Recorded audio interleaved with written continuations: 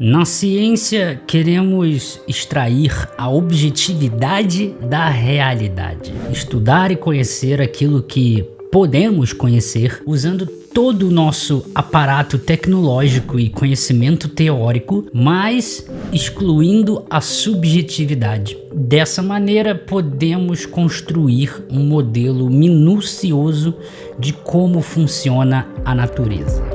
A mente tem algo subjetivo.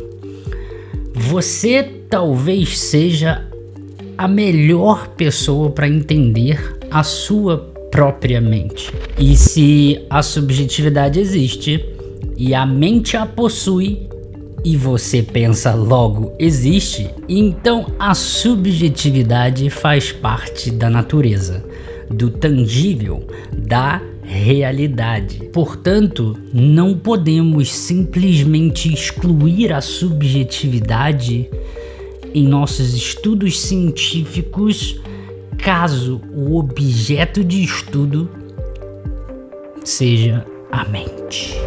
Ao longo de muitos anos, uma boa parte dos cientistas da mente tentaram reduzir o seu funcionamento de tal maneira que os comportamentos externos, isto é, o observável de forma objetiva, eram então os objetos de estudo da psicologia. São os chamados behavioristas, que vem de behavior, traduzindo para o português significa algo como comportamento. E daí surgiu Freud, dizendo que os métodos da ciência deveriam se ajustar ao estudar a mente e não o contrário. Freud havia criado um método para estudar a mente através de uma interrogação mental. Ele estudava a subjetividade, mas usando um método subjetivo. E a parte curiosa é que seus primeiros estudos sistemáticos foram os sonhos. E se tem algo realmente incrível na natureza, são os sonhos. A subjetividade dos sonhos. Apenas sonhamos enquanto estamos dormindo. Parece simples, mas este simples se torna complicado. É subjetivo.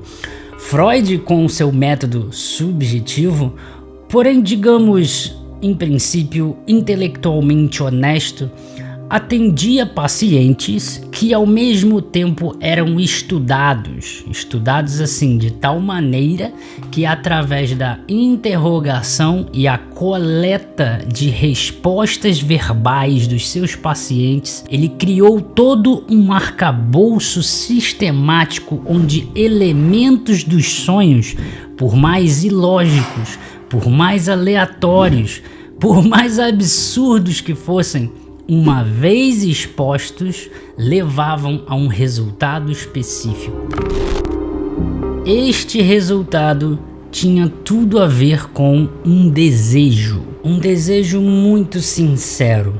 O desejo mais sincero possível que você poderia ter, tão sincero ao ponto de que você jamais sentiria este desejo enquanto acordado. Seria um desejo intrínseco de quem você verdadeiramente é. Nasce então a psicanálise. E obviamente eu tô resumindo muito, obviamente você precisa estudar mais a fundo a literatura, obviamente muita coisa se desenvolveu depois de Freud. Mas o resumo da ópera é este, então preste atenção. Nós nunca nos lembramos totalmente de forma fidedigna dos nossos sonhos. Além disso, temos ambiguidades na nossa linguagem, na nossa comunicação. Muitas das vezes temos problemas de semântica, onde eu falo uma palavra que possui um significado, mas para você este significado pode ser ligeiramente diferente. Lembrando que a mente possui subjetividade. Então, assim, tanto o paciente quanto Freud, com sua subjetividade também, em cima disso tudo, ele criou uma teoria do funcionamento da mente. Vamos avançar um pouquinho. Freud faleceu em 23 de setembro de 1939, e isso é antes do surgimento de uma nova tecnologia chamada de eletroencefalograma. Na década de 1950, com a eletroencefalografia, dois fisiologistas chamados Kleitman e Azerinsky descobriram algo que provavelmente você já ouviu falar: REM, Rapid Eye Movement, é o tal sono REM. Só que antes de REM ser chamado de REM, na época era chamado de paradoxo do sono. Sabe por quê? Kleitman e Azerinsky, eles acabaram descobrindo algo realmente inesperado. Conforme nós vamos caindo no sono, nossa atividade cerebral vai diminuindo até chegarmos no sono profundo. O inusitado é que foi notado durante as pesquisas de eletroencefalograma que, na verdade, em ciclo de mais ou menos 90 em 90 minutos, a nossa atividade cerebral volta a funcionar quase no mesmo nível de quando estamos acordados. Pensa só, como pode? Estamos indo dormir, daí a gente dorme, a nossa atividade cerebral vai caindo até chegar no sono profundo e o nosso cérebro fica em ciclos ativando a nossa atividade cerebral de tal maneira que uma pessoa de fora olhando aquilo ali acaba dizendo: peraí, essa atividade cerebral aqui é quase a mesma coisa de que uma pessoa acordada, só que ela tá dormindo. Esse é o paradoxo. Em um outro estudo na mesma década, descobriram que se você acordar alguém durante o sono REM, a atividade cerebral está alta, a pessoa dizia que estava sonhando. E se você acordasse alguém durante o sono profundo, ela dizia que não havia sonhado nada. Isso aconteceu na pesquisa em 90% das vezes, ou seja, nos levou a uma correlação. Parece que esses sonhos acontecem durante o sono REM. E aí eu pergunto, o que Freud diria se ele estivesse vivo, hein? Porque, repare, nós agora temos um objeto de estudo objetivo, preditivo. Acontece que com esse poder na mão, acabamos descobrindo algo mais incrível ainda. Talvez todos os mamíferos sonhem. Ou pelo menos muitos deles. Leões, ursos, cachorros, elefantes, gatinhos, todos eles sonham. Isso é incrível, né? O que Freud diria? Quais são os desejos intrínsecos desses animais? Vamos entrevistar um gatinho no divã. Um cara chamado Michel Jouvet, ele fazendo experimentos com gatos, descobriu qual parte do cérebro do bichinho era responsável por fazer os sonhos acontecerem. Ele inclusive criou um modelo para isso. E obviamente que o que ele fez foi bem horrível com os gatinhos, mas para a época era o equivalente a mandar um cachorro para o espaço. Isso é algo totalmente proibido para os nossos padrões atuais de ética. Ele escreveu um livro que parece interessante, se chama The Castle of Dreams. Em português tem uma versão chamada O Sono e o Sonho, de 1995, na Amazon. O link tá na descrição do vídeo. Um cara depois de Jouvet, chamado Alan Robson, ele descobriu que existem umas células que liberam uns neurotransmissores no cérebro e ativa o sono REM. Pensa só, é mais ou menos o seguinte, pelo menos no pensamento da época: os nossos sonhos são ativados e desativados. Você tá dormindo e você tem essas células que liberam esses neurotransmissores, ativam o sono REM e aí você sonha.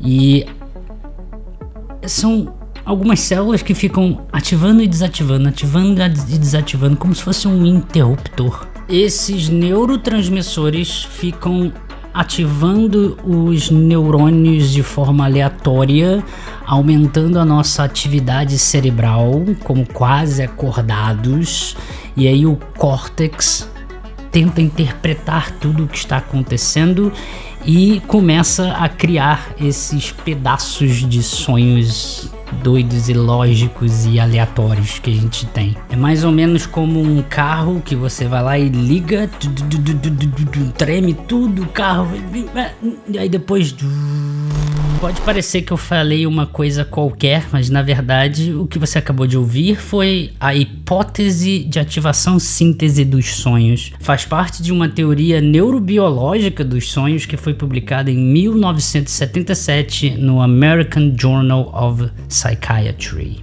O que Freud diria disso, hein? É mais ou menos como querer que Isaac Newton estivesse vivo pra gente ensinar a ele que a luz e os elétrons não são nem onda nem partícula, mas algo que fundamentalmente não sabemos, mas chamamos de dualidade onda-partícula. Só que olha só, as pesquisas não pararam. Estão preparados para o plot twist? No ano de 2000, em um artigo de Solms, descobrimos que pessoas que por algum problema, acidente, que teve a parte do cérebro responsável pelo sono REM danificada, ou seja, elas não tinham o sono REM, elas sonhavam. E outra, pessoas com outra parte do cérebro danificada, esta responsável pela informação sensorial, a percepção dos sentimentos, operações matemáticas, linguagem, visual, tudo mais, nelas acontecia o contrário. Elas não sonhavam, mas tinham o sono REM. Ou seja, os sonhos e o sono REM, embora pudesse ter essa correlação, não significa que sejam a mesma coisa. É básico em aula de estatística. Além de não ser a mesma coisa, por mais que estejam correlacionados, não significa que uma coisa implica na outra. Agora preste muita atenção no que eu vou te dizer. Algumas pesquisas iniciais preliminares começaram a mostrar que uma certa região do cérebro que está associada à psicose, alucinação e coisas como o fluxo de dopamina está relacionada aos sonhos, pesadelos e inclusive sonhos lúcidos. E isso tudo fez uma parte dos neurocientistas objetivistas voltarem para Freud. O fato da dopamina poder estar ligada a estes circuitos nos leva a ler novamente o que Freud dizia. Os sonhos são desejos. Os desejos estão ligados ao sistema de recompensa do cérebro. De certa maneira, parece que algumas pesquisas, agora objetivistas, estão suportando a ideia de Freud em que sonhos servem como propósito de prolongar o sono, algo como proteger o sono. Só que, diferente do método subjetivo de Freud na interpretação dos sonhos e a sua teoria do funcionamento da mente, dessa vez essas pesquisas são quantitativas, falseáveis e com poder de predição. Seguem estritamente o método científico como numa disciplina de astrofísica. Essa discussão está longe de acabar. Só que tudo isso resultou no nascimento de uma nova área: neuropsicanálise.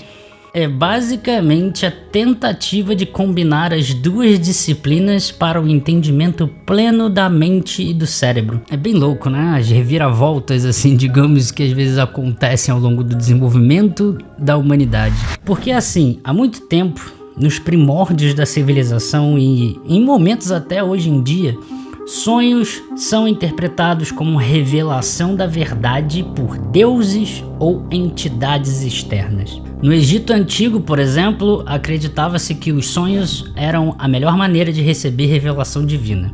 Eles inclusive tentavam induzir os sonhos, como por exemplo santuários com as tais camas de sonho. Acompanhe aqui o desenvolvimento. Em 1886, um médico alemão sugere que os sonhos são uma necessidade e que têm a função de apagar impressões sensoriais que não foram totalmente elaboradas ou ideias que não foram totalmente desenvolvidas durante o dia. Os sonhos seriam algo como uma preparação para que o cérebro decidisse remover ou guardar as memórias. Com Freud, temos então os sonhos como o objetivo de preservar o sono ao representar desejos reprimidos que, uma vez realizados nos sonhos, não despertam a pessoa. E daí em 1953 temos Azerinsky-Kleitman com o surgimento do sono REM e a sua correlação com os sonhos. Em 1977, Hobson e Macaulay sugerem a hipótese de ativação-síntese em que os sonhos poderiam ser um aspecto do processo de aprendizagem. Em 1983, Crick e Mitson introduz a aprendizagem reversa, que seriam os sonhos como operações de limpeza de computadores. Suprime o sistema operacional, que seria a gente, e começa a remover os lixos da mente durante o sono. Daí temos Hartman, em 1995, propondo que os sonhos tenham uma espécie de função terapêutica onde o sonhador possa ser capaz de processar um trauma em, digamos, um local seguro. Em 2000, Revanzul propõe a hipótese de simulação de ameaças. Aqui, os sonhos possuem vantagem reprodutiva porque durante a nossa evolução como seres humanos desde os nossos antepassados, as ameaças físicas e interpessoais foram tão sérias que sonhar se tornou um ato de sobrevivência porque ajudava a replicar e fornecer maneiras de lidar com ameaças. E ainda no ano de 2000, vem o Solms, que publica o artigo mostrando que o sono REM e os sonhos não são a mesma coisa e, embora estivessem correlacionados, não há relação de causa e efeito. E em 2021, Eagleman e Vaughan publica a teoria da ativação defensiva. A teoria diz que, dada a neuroplasticidade do cérebro, os sonhos evoluíram como uma atividade alucinatória visual durante os longos períodos de escuridão do sono. Ele vai ocupando o lobo occipital e assim protegendo a pessoa de uma possível perturbação externa que acaba chegando em nossos sentidos. Não se sabe ainda ao certo onde exatamente no cérebro os sonhos surgem. Se há uma única origem ou se múltiplas regiões do cérebro estão envolvidas, ou até mesmo qual é o propósito dos sonhos para o corpo ou a mente. Afinal, o que são os sonhos? Para que eles servem? O martelo não está batido e as pesquisas não pararam. Muito obrigado e até a próxima.